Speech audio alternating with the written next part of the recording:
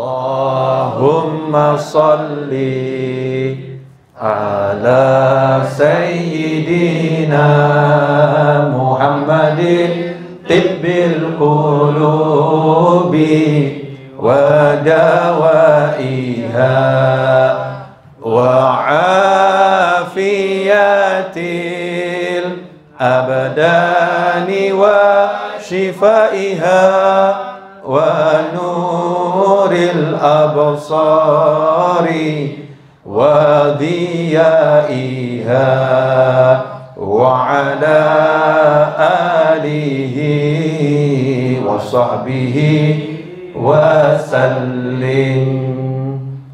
Alhamdulillah. Bismillahirrahmanirrahim. Alhamdulillahirabbil alamin. Allahumma shalli wa sallim ala sayyidina Muhammadin miftahi babi rahmatillah adada ma fi ilmillah salatan wa salaman daimaini bidawami mulkillah wa ala alihi wa sahbihi.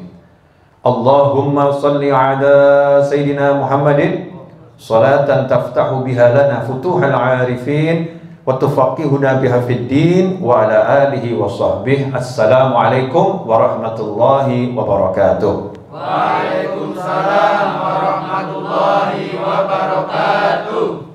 Para pemirsa dimanapun Anda berada, jamaah Majlis Ar-Raudhah dan channel YouTube Habib Novel Al-Idrus, dan khususnya santri yang saya pilih untuk menemani saya rekaman kajian untuk Jumat malam ini. Nah, insya Allah ini ada beberapa santri yang sudah saya pilih dari santri Ponpes Ar-Raudhah sekitar ada 10 orang ada 10 orang, insya Allah akan bersama-sama belajar bareng dengan teman-teman yang ada di rumah lewat layar monitor masing-masing. Nah, apa yang akan kita pelajari? Sebelumnya saya akan jelaskan bahwasannya selama peningkatan kasus COVID-19 di kota Solo dan adanya PSBB Jawa dan Bali. Nah, jadi sebelum ada PSBB Jawa dan Bali semenjak 27 November kegiatan Majlis Ar-Raudhah kita liburkan. Jadi kajian hari Jumat, hari Senin, hari Rabu itu mutlak libur. Ada yang nanya sama saya, Habib kapan dibuka lagi? Begitu banyak pesan WhatsApp yang masuk. Saya jawab buka lagi nanti. Nanti kalau sudah kondisinya itu kondusif dalam kesehatan, biar program pemerintah dalam menekan laju COVID dan insya Allah menyingkirkan COVID itu sukses, maka kajiannya libur dulu. Nanti kalau sudah lajunya melandai, kemudian tingkat kesembuhan dan tingkat kesehatan itu sudah bagus, majelisnya akan buka. Kapan itu Habib? Wallahu a'lam. Harapan saya sesegera mungkin, insya Allah begitu. Alhamdulillah pemerintah sudah memulai program vaksinasi nasional Insya Allah program tersebut sukses, dan insya Allah apa yang menjadi harapan kita bersama, harapan semuanya, bangsa ini bisa segera segera kembali beraktivitas lebih bagus, baik dalam kehidupan sosial bermasyarakat dan kehidupan ekonomi, insya Allah, khususnya kehidupan belajar mengajar, semuanya menjadi semakin bagus. Amin Allahumma amin. Nah, itu pengumuman dari saya untuk seluruh jamaah Majlis Ar-Raudhah dimanapun Anda berada. Nah, ikhwani rahimakumullah, pada kesempatan ini untuk menambal rasa rindu kepada Majlis Ar-Raudhah, karena banyak yang nanya, Habib itu kajian Al-Hikam kok nggak diulangi aja gitu. Itu cukup mencerahkan, cukup menyenangkan. Maka saya penuhi permintaan kawan-kawan tersebut. Saya akan mengkaji kitab Al-Hikam, dan insya Allah buat teman-teman, ini tidak hanya untuk Jumat malam Sabtu, nanti bisa dilihat juga di hari-hari yang lain di channel Majlis Ar-Raudhah dan channel YouTube Habib Novel Al-Idrus.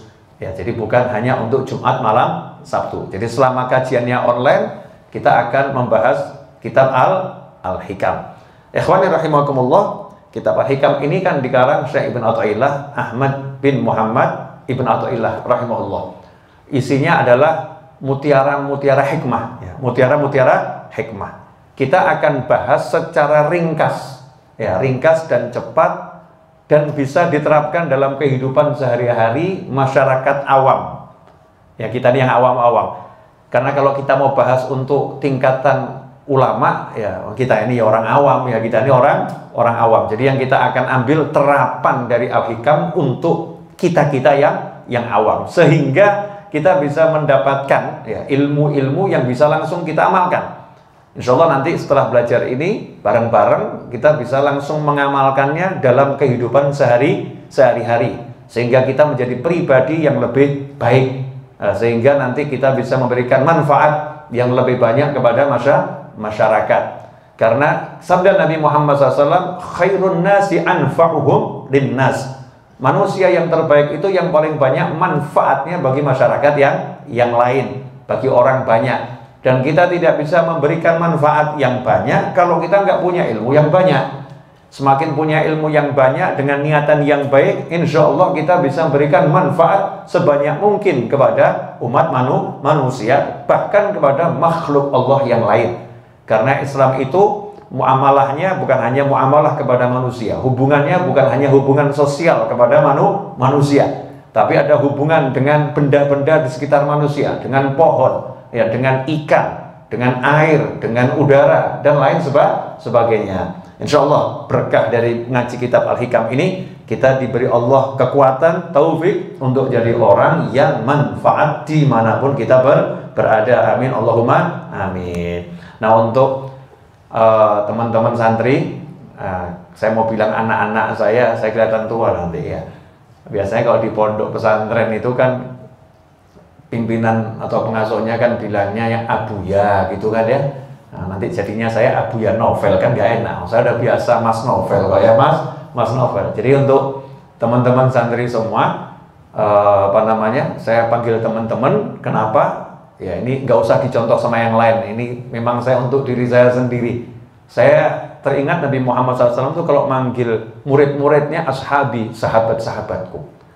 Ya, Rasul manggilnya ashabi, sahabat-sahabatku.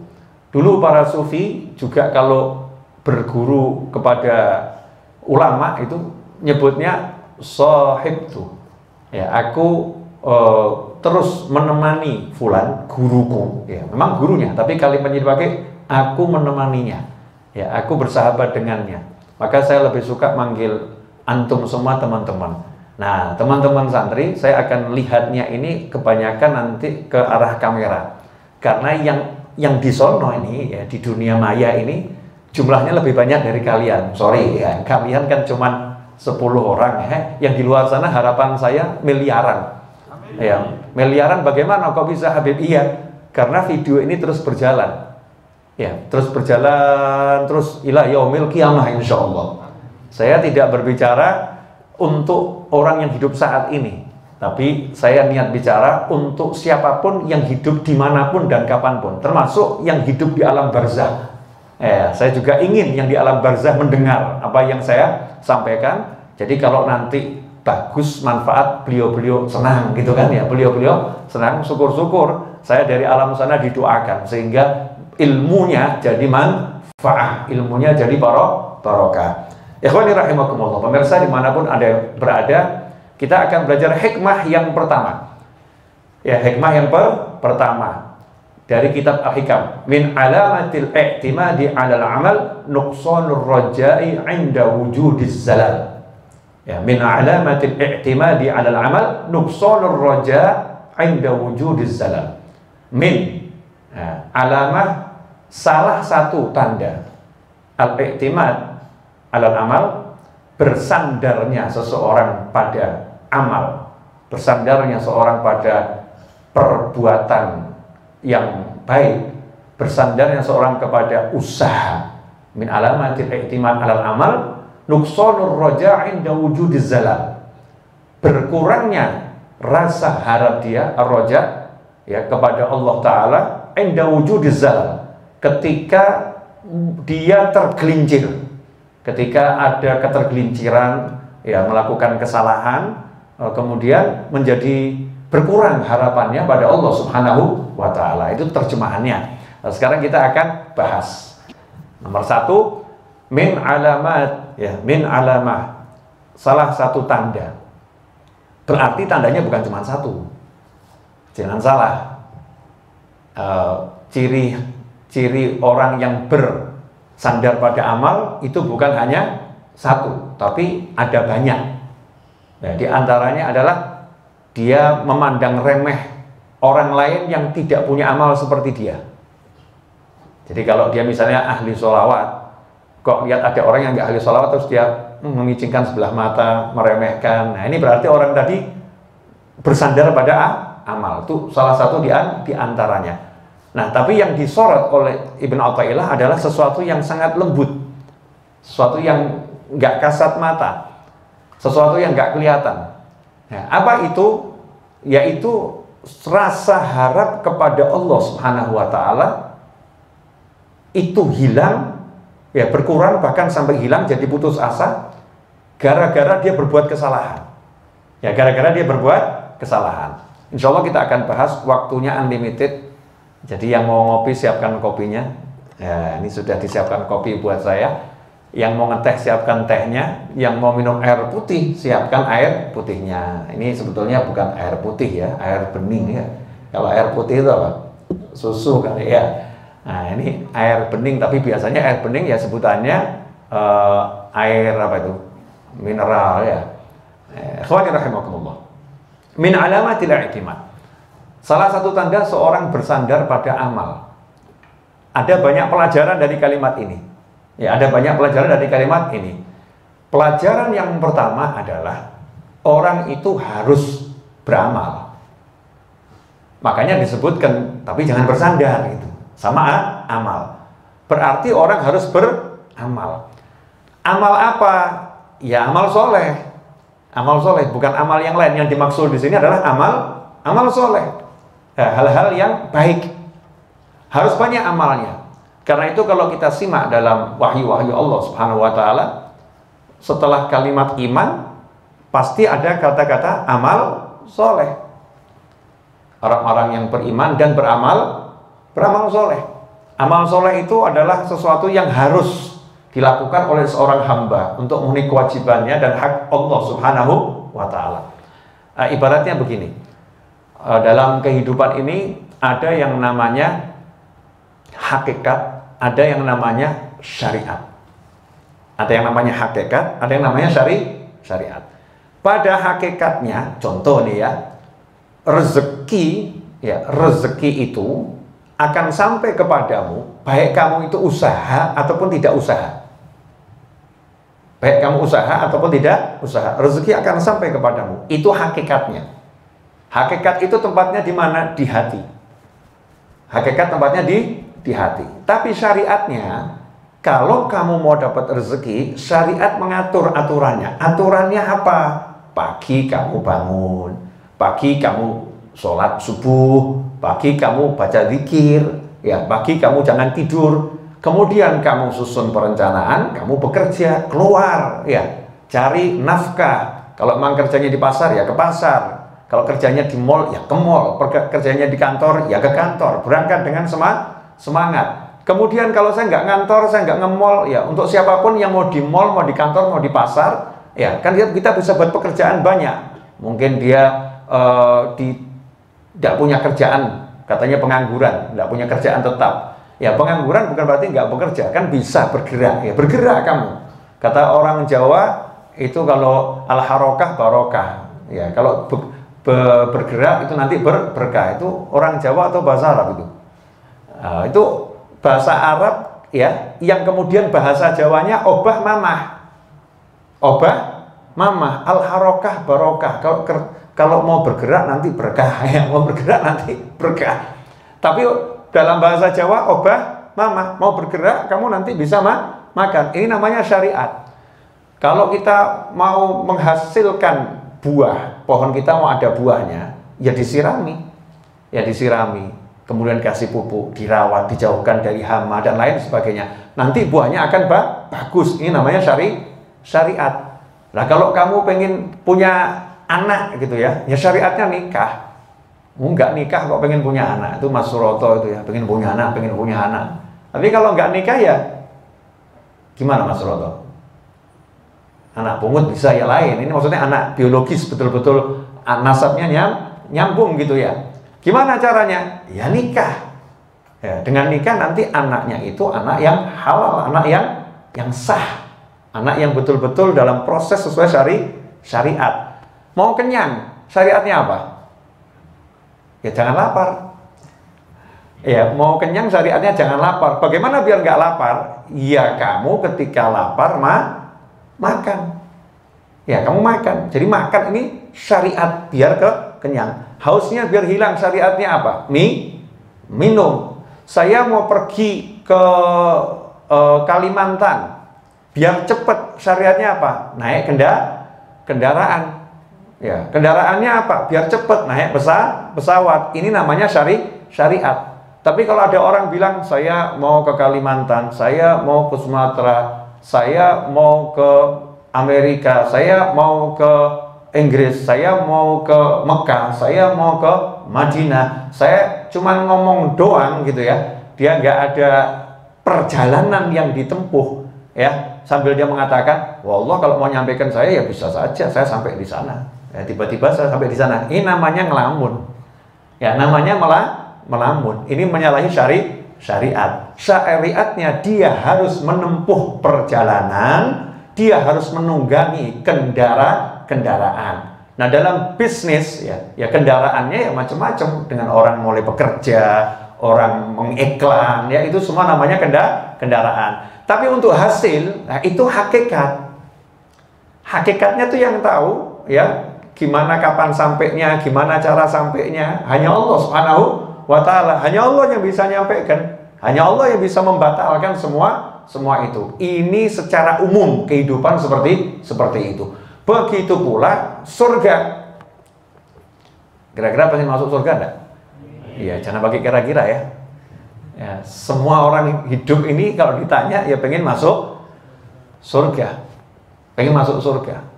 Saya pengen masuk surga. Dan seorang mukmin memang harus pengen masuk surga. Surga itu jamuannya Allah Ta'ala kok, untuk orang-orang yang beriman.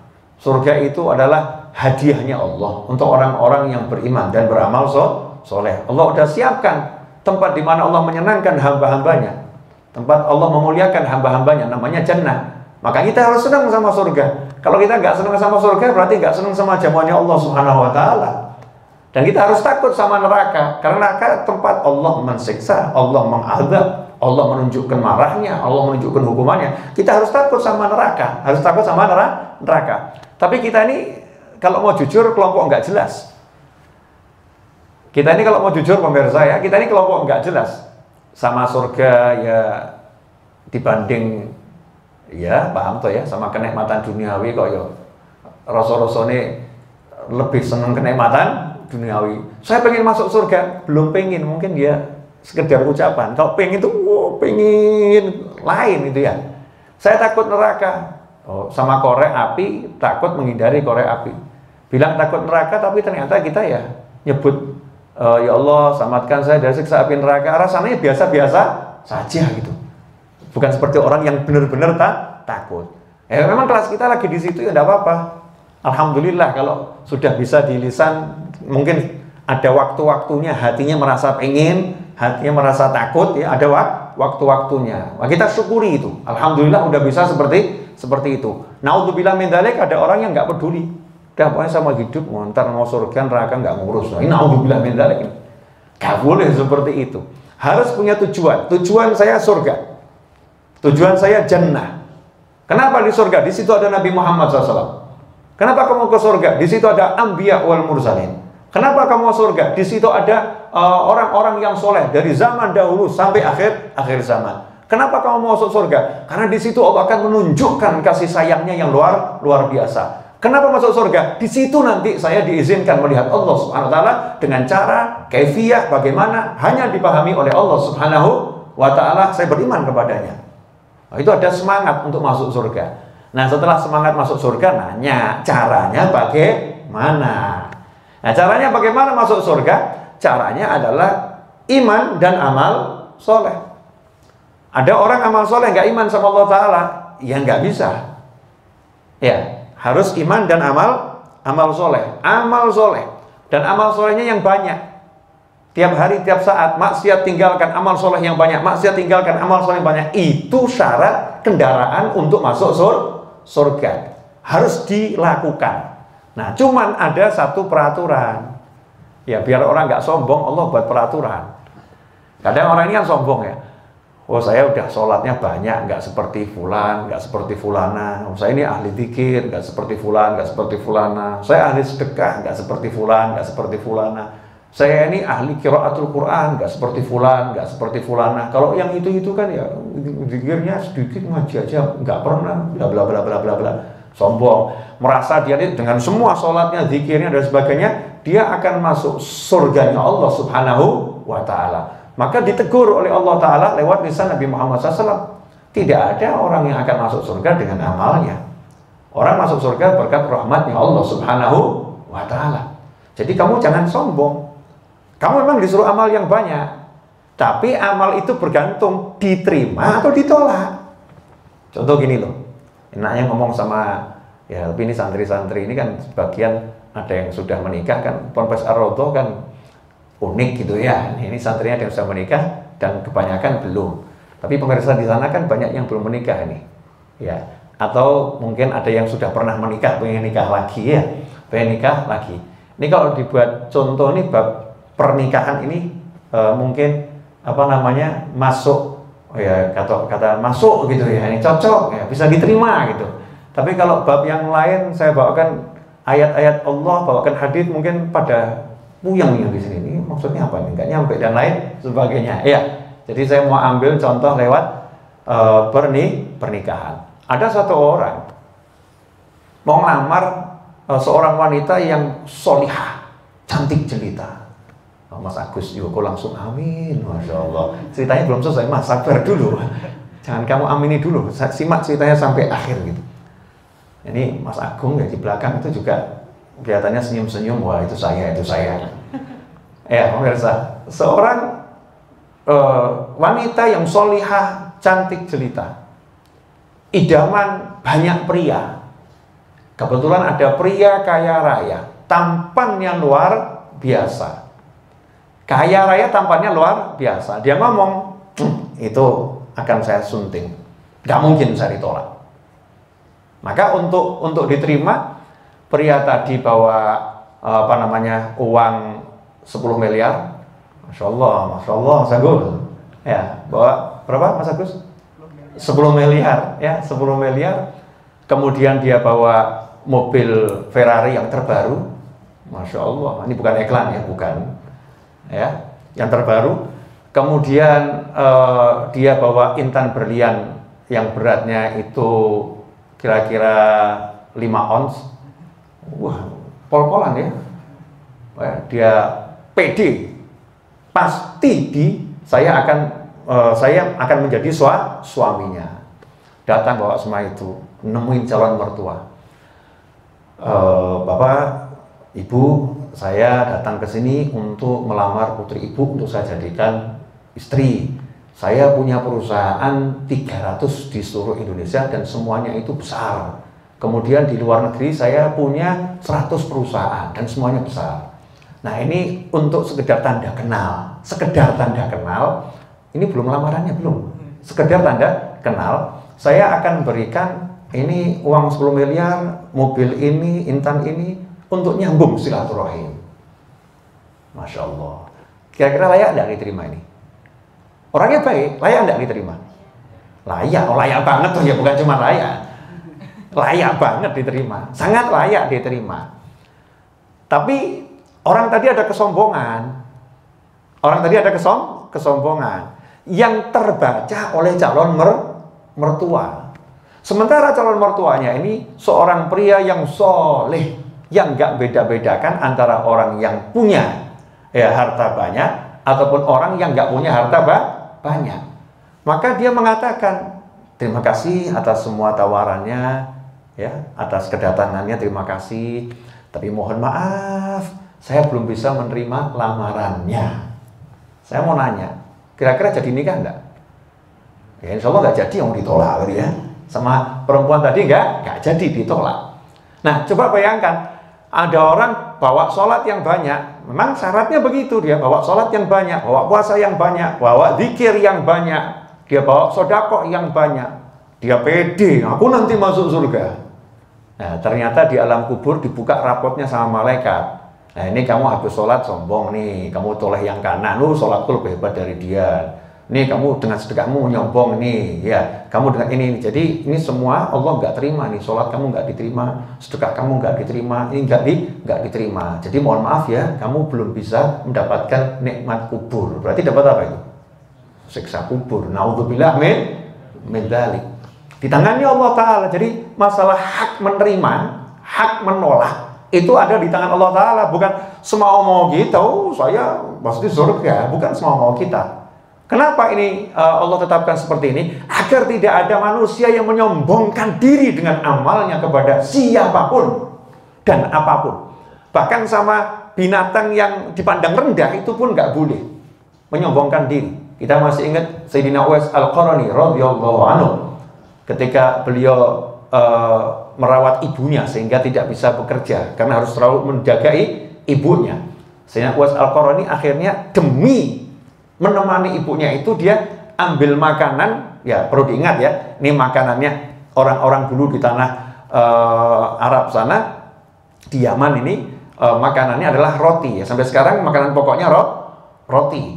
Nah rotinya ini roti gandum ya, roti sehat ya, roti gandum itu roti sehat. Nah biasanya lebih tahan apa lama. Nah kalau kan agak keras tuh. Kalau dipotong itu ada sisanya. Nah ini sisa-sisa yang dibuang di sampah itu yang dicari Uwais Al-Qarani radhiyallahu anhu. Dan sisa-sisa di sampah itu jangan dipandang ya seperti sampah kita gitu, enggak ya. Nah, di sampah itu paling tercampur sama pasir itu, nanti diambil, dibersihkan, kemudian dimakan. Suatu hari lagi mencari sisa-sisa roti di tempat sampah, Sayyidina Uwais Al-Qarani, ada anjing juga ikut cari di situ, seekor anjing. Nah anjingnya itu agak gaya. Jangan bilang saya mirip loh ya. Sayyidina Uwais Al-Qarani disalak-salak gitu ya. Anjing menyalak-nyalak. Kalau kata orang Solo jeguk-jeguk gitu ya anjingnya. Nah ini kalau katanya bahasa Indonesia baik dan benar, anjingnya menyalak-nyalak. Kok kurang? Iya. Menggonggong tuh menyalak juga loh. Iya menyalak, iya menggonggong iya. Tapi kalau jeguk itu kok rasanya lebih, ya maaf pemirsa, saya kan orang Solo asli ya, jadi suka dengan bahasa Jawa itu, seneng saya. Salah satu tanda kalau saya cinta sama kota Solo ya saya cinta bahasa Jawa. Ya, kalau lare Solo, ya sakit boso insya Allah sekedip-sekedip. Oh, kalau pun saat ini pun masya Allah, ini pun kata ya, yang putih ini sudah banyak. Nanti kalau saya lanjutkan bahasa Jawanya, when I talk to you with English and with Arabic and with Java, you will not understand because my English very bad. Ya kan, daripada nanti salah-salah kan lebih baik kembali ke bahasa yang dipahami semua orang. Pemirsa, dimanapun Anda berada, kembali pada kisah Uwais Al-Qarani radhiyallahu anhu. Jadi anjingnya ini menyala-nyala ya. Kalau menggonggong itu lebih kepada dia sendiri menggonggong. Kalau menyala-nyala itu, kalau saya dulu belajar bahasa Indonesia ya, untuk menggonggongi orang gitu loh ya. Itu namanya menyala-nyala gitu. Bahasa Jawanya jeguk gitu. Nah, jeguk itu anjingnya. Hasilnya apa? Sayyidina Uwais Al-Qarani radhiyallahu anhu nggak marah. Nggak mengatakan saya Uwais Al-Qarani, saya Abdullah Tabi'in, kamu anjing, minggir. Enggak begitu. Tapi beliau mengatakan pada anjing tadi, anjing, kamu cari makan di situ ya. Saya tak cari makan di sebelah sini. Tempat ini cukup untuk kita berdua. Kamu di sana, saya di sini. Tolong jangan menyala-nyala. Nah, nanti ya saya ini nggak tahu saya atau kamu yang lebih baik. Nanti kalau udah masuk surga, saya baru tahu kalau saya lebih baik dari kamu. Masya Allah, Sayyidina Uwais Al-Qarani sama anjing saja menghormati gitu loh. Nggak ada perasaan saya lebih hebat. Ini yang dituntut dari setiap muslim, dari setiap mukmin. Ketika berinteraksi dengan siapapun, hatinya harus begitu, ya. Hatinya harus seperti itu. Nah, makanya dibuat yang urusan amal ini diterima atau tidak bukan di tangan malaikat. Amal ini diterima atau ditolak, ya, itu bukan di tangan siapapun, tapi keputusan Allah Subhanahu wa Ta'ala.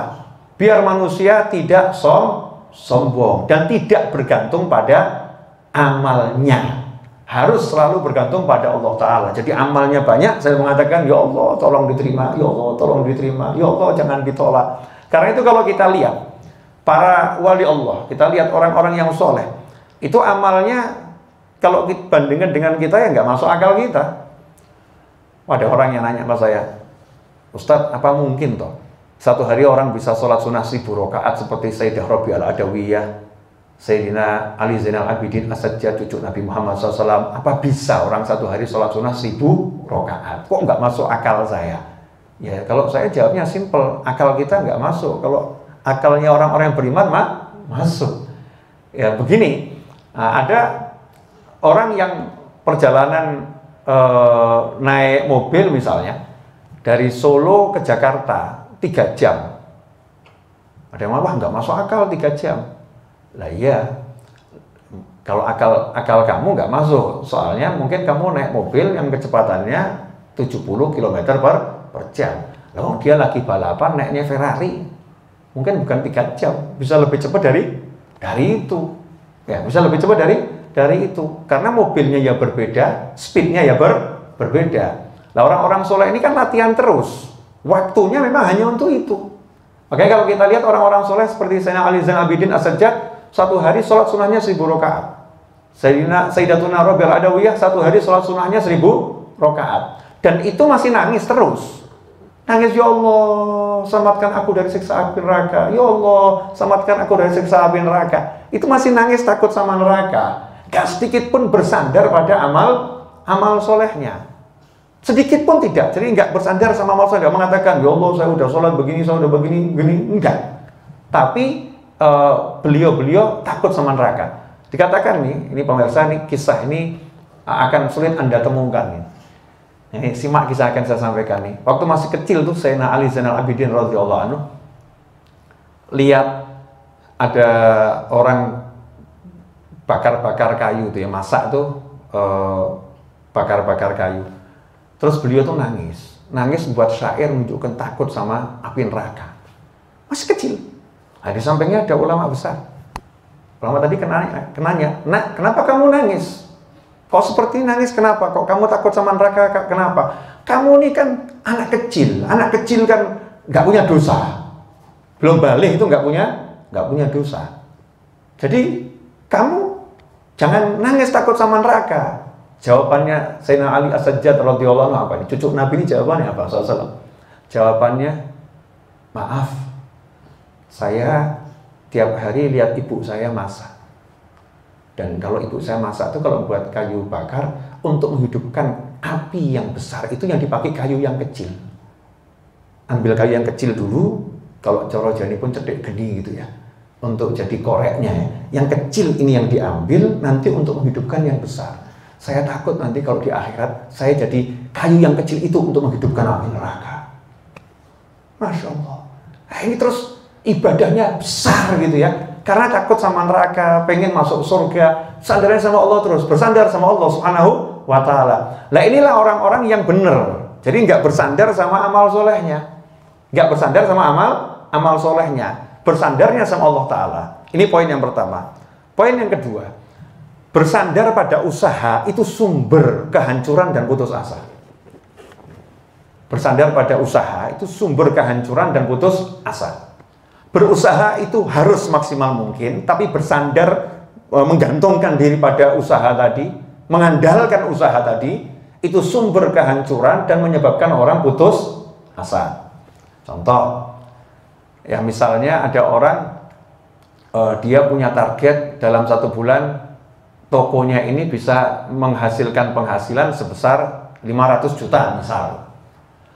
Akhirnya dia menyandarkan diri pada usahanya. Dia panggil pakar iklan, ya, kemudian desainer ruangan, kemudian dia pilih produk-produk yang bagus, pakar online, semua dia lakukan. Ternyata tokonya sepi, online nggak laku, offline-nya nggak laku. Akhir bulan bukan dapat 500 juta, untuk bayar karyawan saja dia nggak bisa. Akhirnya apa dia? Pegang tepuk jidat kata orangnya. Kemudian dia stres. Gimana ini? Kok seperti ini? Putus asa. Udah kamu pasang iklan lagi. Wah, udah percuma. Putus asa. Saya pasang iklan juga hebat, ternyata nggak bisa begini, nggak bisa begini. Ini karena dia bersandar pada usahanya. Beda dengan orang yang bersandar pada Allah Ta'ala. Dia akan usaha semaksimal mungkin. Ketika tampak tanda-tanda kegagalan, akhir bulan kok minus ya, akhir bulan kok minus, maka dia nggak peduli dengan minusnya.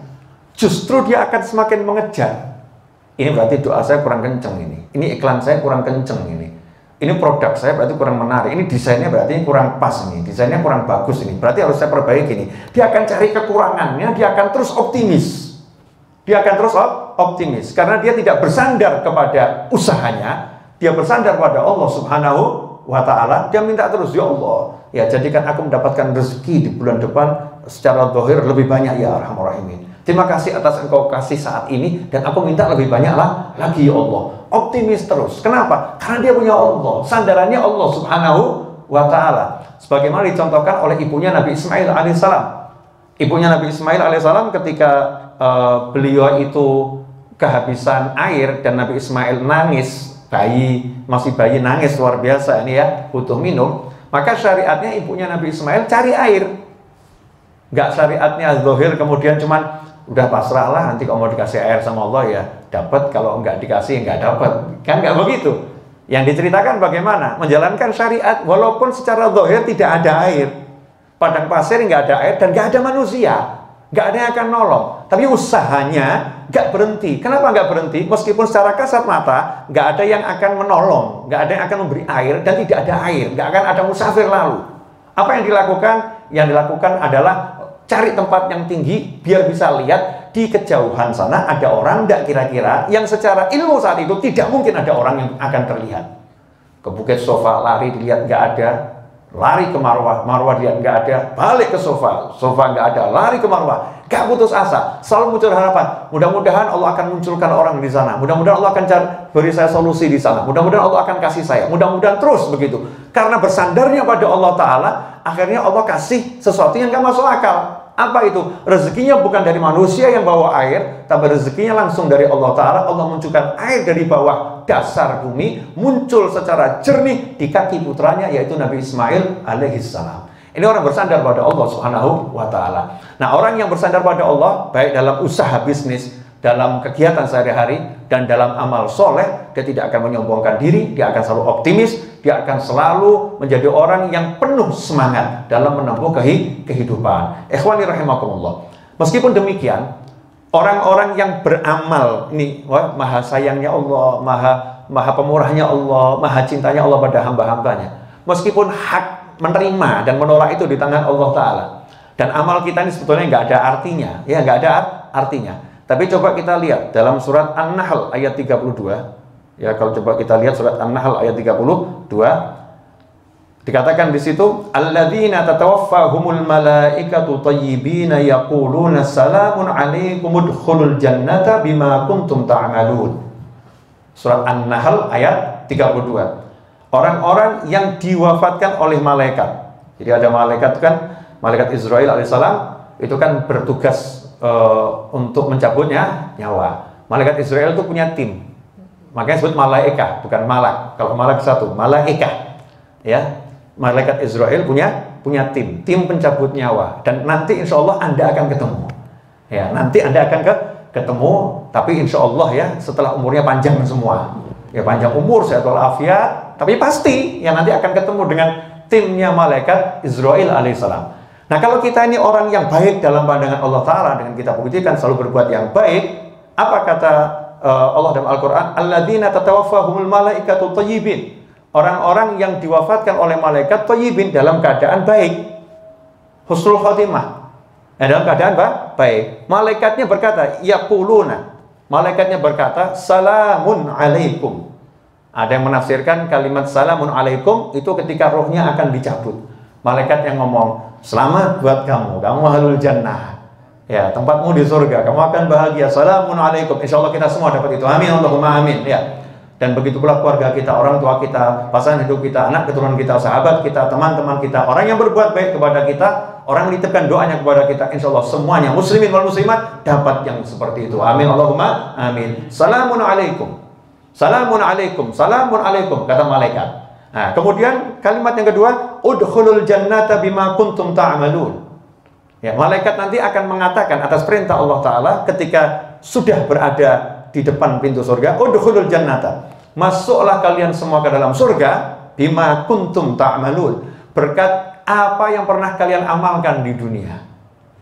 Jadi walaupun masuk surga itu Allah yang masukin, berkat rahmatnya Allah, atas persetujuannya Allah, atas pengabulan dari Allah Ta'ala, tapi Allah nggak pernah melupakan amalnya orang-orang yang baik. Dipuji sama Allah. Allah nggak mengatakan masuklah surga karena aku, enggak gitu. Allah nggak mengatakan masuklah surga karena izinku, enggak. Allah nggak mengatakan masuklah surga karena kemurahanku, enggak. Tapi Allah mengatakan udkhulul jannata, masuklah kalian semua ke dalam surga bima kuntum ta'malun, berkat kalian mau amal dulu di dunia. Sama Allah dipuji itu amalnya. Sama Allah amalnya dipuji, usahanya dipuji. Nah, ini membuktikan bahwasannya amal soleh itu penting untuk dilakukan, ya, dan harus dilakukan. Tapi kita nggak boleh bersandar. Nah, ini salah satu hikmah dari hikam yang Ibn Athaillah, hikmah yang pertama. Nah, dan sebagai penutup tadi dikatakan kita mau tahu nih, kita termasuk orang yang bersandar pada amal atau betul-betul bersandar sama Allah, karena perintah Allah, qul huwallahu ahad, Allahus samad. Katakan hanya Allah yang Maha Esa, dan Allah tempat bergantungnya segala sesuatu. Allah ini semua bergantung sama Allah Subhanahu wa Ta'ala. Nah, kita termasuk orang yang bergantung sama Allah, bersandar sama Allah, betul-betul hanya minta pada Allah Ta'ala. Kita usaha, tapi kita minta dalam hati hanya pada Allah Ta'ala, tidak mengandalkan usaha kita. Atau sebetulnya kita ini bersandar sih sama usaha kita, bersandar sama amal kita. Kita yang mana? Orang-orang soleh meneliti itu. Ibn Athaillah rahimahullah ngasih salah satu ciri-ciri orang yang bersandar pada amal soleh. Kalau sekarang ada orang mau tahu kena positif COVID atau negatif, itu kan ada alat tesnya, ya, baik apa dengan swab, dengan tes antigen, dengan PCR dan lain sebagainya itu. Nah, ini kira-kira kita mau tahu kita ini positif bersandar atau negatif bersandar gitu.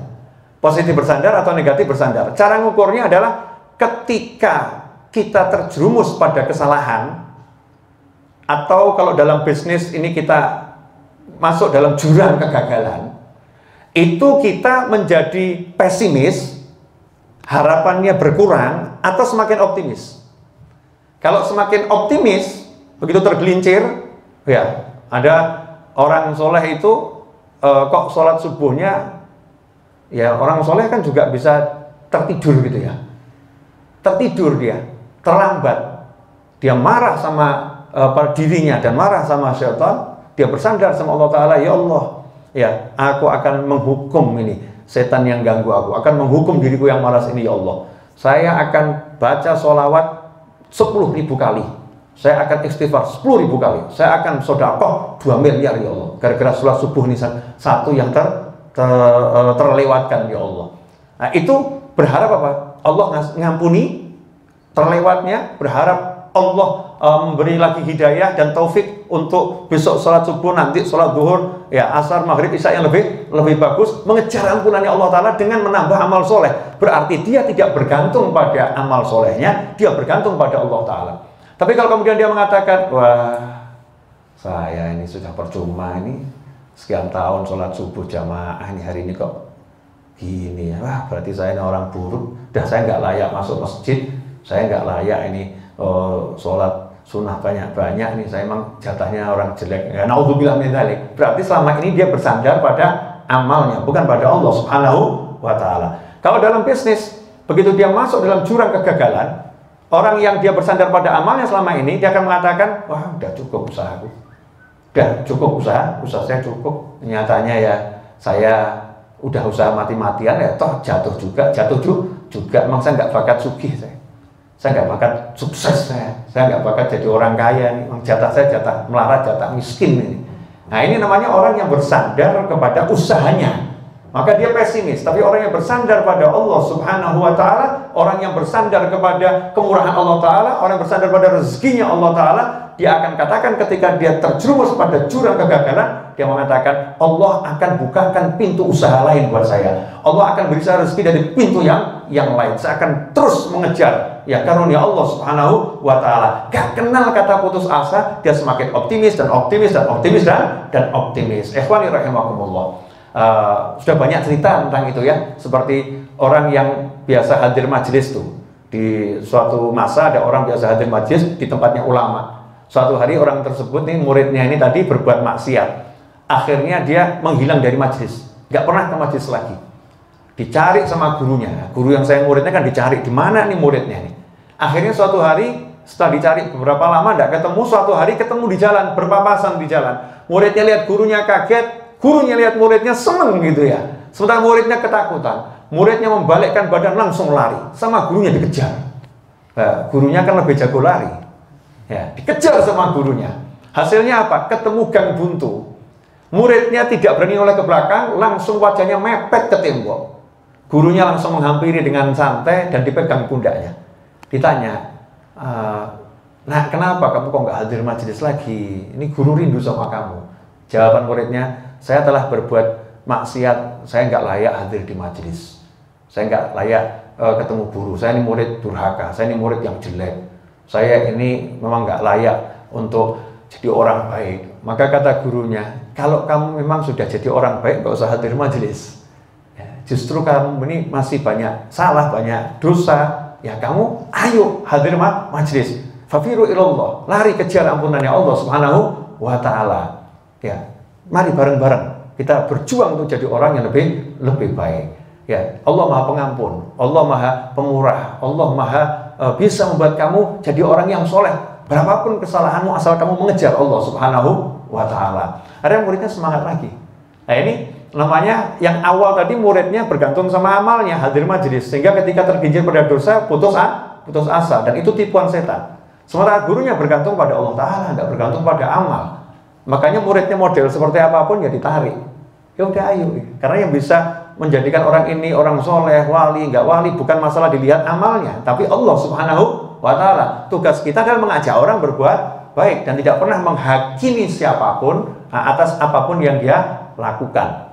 Dia terus ya berpikir yang positif dan selalu optimis. Ikhwani rahimakumullah, pemirsa dimanapun Anda berada, alhamdulillah, mudah-mudahan apa yang saya sampaikan ini berkah dan manfaat. Ini hikmah dari hikam yang pertama, kitab Al-Hikam Ibn Athaillah Al-Iskandari. Insya Allah kita akan lanjutkan pada episode yang berikutnya bersama santri Ponpes Ar-Raudhah ya, dan Majelis Ar-Raudhah online ya, Majelis Ar-Raudhah online. Insya Allah berkah manfaat. Satu yang ingin saya sampaikan, jangan lupa selalu pakai masker kalau keluar dari rumah ya, kalau lagi ketemu sama orang ya pakai masker, kemudian jaga jarak minimal 1,5 meter ya, kemudian yang rajin cuci tangan untuk orang umum, tapi kalau untuk santri dan orang majelis yang rajin berwudu, jadi bukan hanya tangan tapi wajah kita juga kita bersihkan ya, kemudian telinga, rambut, kaki, semuanya. Sehingga insya Allah kita membantu pemerintah dalam proses ya perjuangan untuk menjadikan Indonesia bebas COVID. Insya Allah Indonesia bebas COVID-19. Mudah-mudahan tahun 2021 ini menjadi tahun ya tersingkirnya COVID dari Negara Kesatuan Republik Indonesia khususnya, dan dari seluruh dunia secara umum, dan kita bisa kembali beraktivitas dan lebih baik lagi insya Allah. Rabbana atina fid dunya hasanatan wa fil akhirati hasanatan wa qina adzabannar. Wa sallallahu ala sayyidina Muhammadin wa alihi wasallam walhamdulillahi rabbil alamin. Wassalamu alaikum warahmatullahi wabarakatuh. Allahumma salli wa sallim ala sayyidina Muhammadin miftahi babi rahmatillah adada ma fi ilmillah salatan wa salaman daimaini bidawami mulkillah wa ala alihi wa sahbihi اللهم اجعل في طاعتك فرحي وسروري وفي مرضاتك جميع أموري اللهم يا عالم بحالاتي ومطلع على سرائري ونياتي اقضي جميع حاجاتي واغفر ذنوبي وسيئاتي وتجاوز عن خطيئاتي وزلاتي وتقبل جميع حسناتي وسامحني فيما مضى وما يأتي واكتبني في ديوان ساداتي واسلك بي سبيل نجاتي في حياتي ومماتي اللهم إني طامع في عطاك راغب في رضاك مستسلم لقضاك فاكتبني من أولياك واسلك بي سبيل هداك وألحقني بأصفياك وصلى الله على سيدنا محمد وعلى آله وصحبه وسلم والحمد لله رب العالمين.